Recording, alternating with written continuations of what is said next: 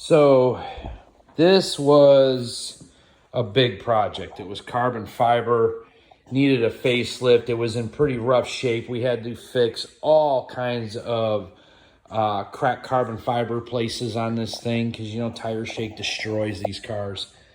But you can see here, if you look closely, I want to show you something. You see the door? You see the quarter panel? You see the two differences? You see that? That's not in the paint. That is actually in the clear. Same layers of clear, same coat, same batch, same everything, but the door was cleared laying down on a table, and this was cleared here. So, I mean, just the way you move the gun with this clear can, you know, change the outcome and how it looks. Now, I did all right on the front. You know, the front's pretty good.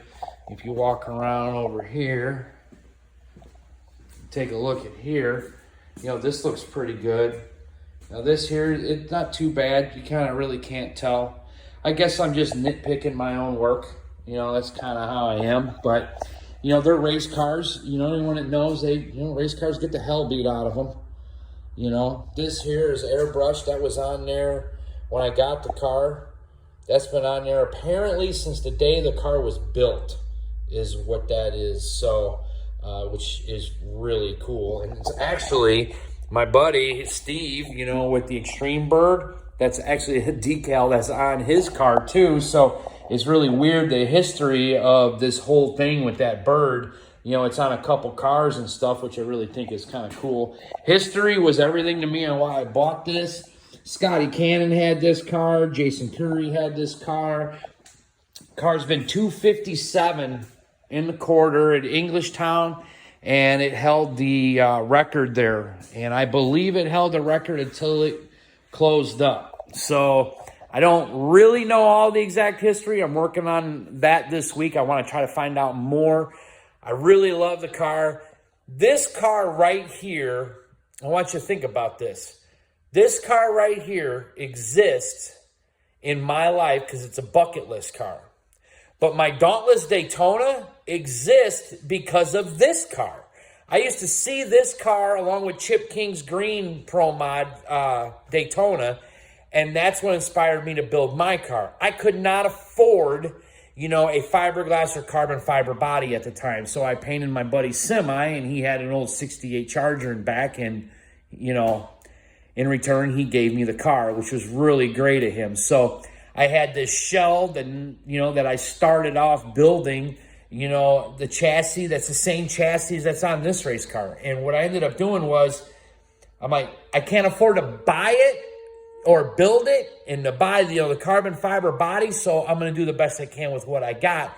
And I always told myself, man, someday I'd love to have one of these cars. So, of course, after I get my Daytona done, after, you know, 10 years on that thing, this thing pops up. I was in a position to sell some other cars, and I was able to buy this. I mean, what am I going to do with it? I don't really know. I'll be honest with you. I don't plan on keeping it. I mean, I just don't. I mean, I have my Daytona. I love my car.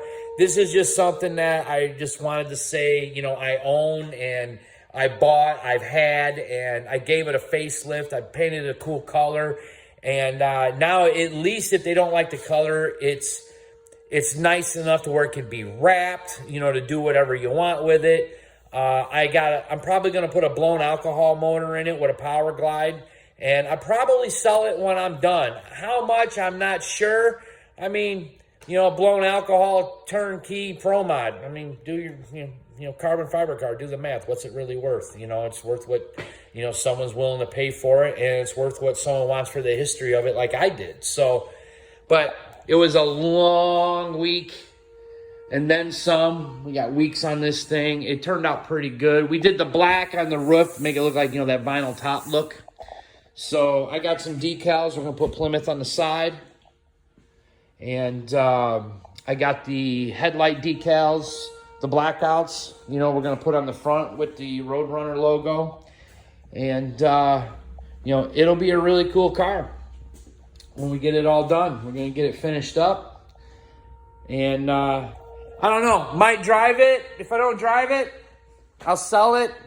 I really don't know what I want to do with it yet. I guess if the right number comes along anything's for sale, right? So, well, guys, listen, thanks for all the support, you know, painting this thing flat purple. Not a big purple guy, but the car was purple originally, and, you know, I thought, what the hell, I'm going to put it back to that color, but I put my own twist on it. So, thanks, everybody, for the positive comments. Thank you very much for all the birthday wishes for me, and I hope you guys had a great 4th. I'm getting ready to leave the shop. Got to go to work. We got filming today. Peace out.